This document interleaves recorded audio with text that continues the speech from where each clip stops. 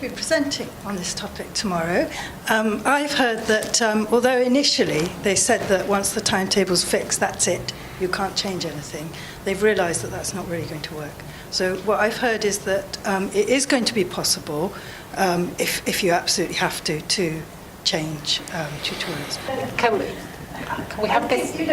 Can we have this lady over here, please? If I could just come in on this, I think there's, you kind of, from my understanding, you're both right, if you see what I mean. In as much as it is, the first iteration is likely to be quite inflexible. But what you'll have is, say you'll have like one learning event. You have learning event 1. You do have the option of running learning event 1 more than once, so that you can have backup options in place. You'd have to teach the same material, but you do have the option of presenting that material sort of in different locations and at different times, so that's where the flexibility comes in. And there's still the option, I believe, and please don't quote me directly on this, but I believe the option exists to still set sort of attrition rates and things like that, where you decide whether enough people are attending the tutorial to keep running it, and you will decide yourself where that level would be. So it does look, from the outside looking in, it does look a little bit of a worry, but once you see the system in place and as you see it working, it's not quite as inflexible, not quite as worrisome as perhaps you might imagine it to be. Although, yeah, I wouldn't contest the fact that the first dry run, the first time around is probably going to throw up some challenges. The onus really is on us to just feed that back and make sure that we put those changes in place as soon as possible. Just to add on the flexibility, I know in languages it seems to be that there's going to be a contingency plan. So the beauty of being in a cluster is that, for example, if one tutor actually can't make it, hopefully we'll be able to have another name who might be available on that night. So yeah, it's still work in progress, but I think there's some hope really in terms of introducing flexibility.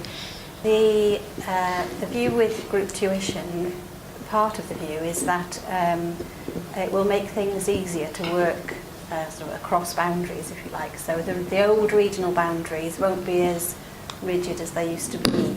So with the group tuition and kind of team working, different people will have different tasks within one module, and so if there are 3 people involved, then they can take different parts of the module to teach in different ways.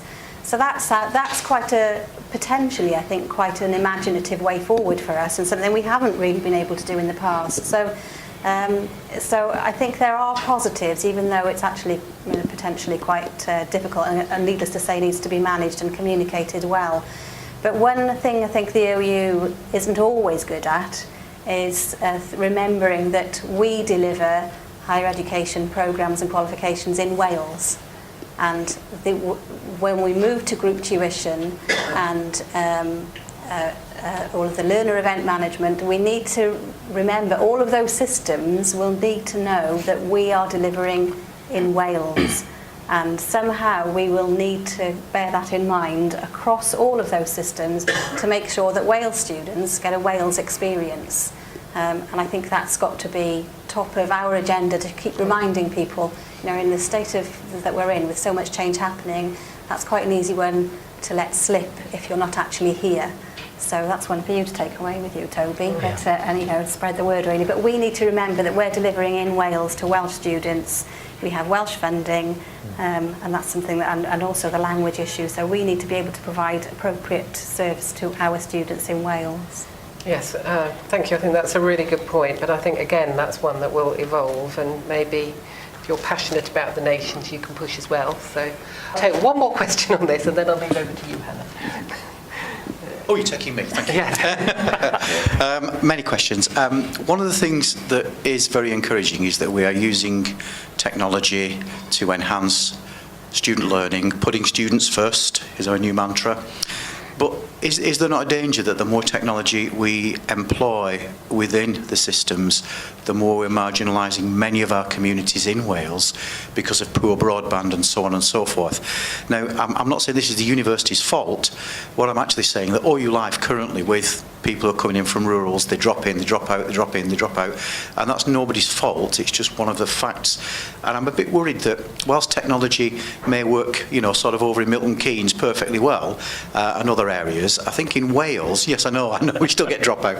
I think in Wales that we've got this major problem of how do we deliver and support those communities which are not the city dwellers, which represent a fair old part of our population as a nation. How do we deliver to them in terms of giving them the same kind of experience that other people with good broadband connections have? And if I may just add a second question to that, one for you, Toby, with contracts.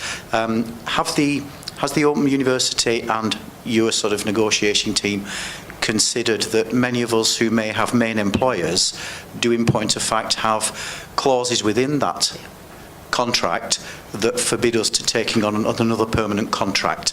So effectively, the new contract will make many of us redundant. Yes. Thank you. Well, so I'm not saying yes, it will. I'm saying yes, that point has certainly come forward. I'm not on the negotiation team, but I know it's certainly been raised through the union and with the management side, and the right, I don't know what the right mechanism is, but they are engaging advice to ensure that they don't disadvantage associate lecturers with that kind of issue. And I don't know what the solution is going to be, because I'm not an employment law expert in any way, but it's certainly come up, and it came up very early on, actually, I think from feedback from ALs who were responding to some of the information that was being put out there about the planned new contract at a fairly early stage. So I don't know where it's gone, but it's certainly been flagged, and it is there in the discussions at some place, and the union are very keen to ensure that there is no disadvantage. Can't give you any more of an answer than that, but certainly. I am going to turn to Hannah. I'm sorry, but I'd love to include everybody, but maybe we can chat later. But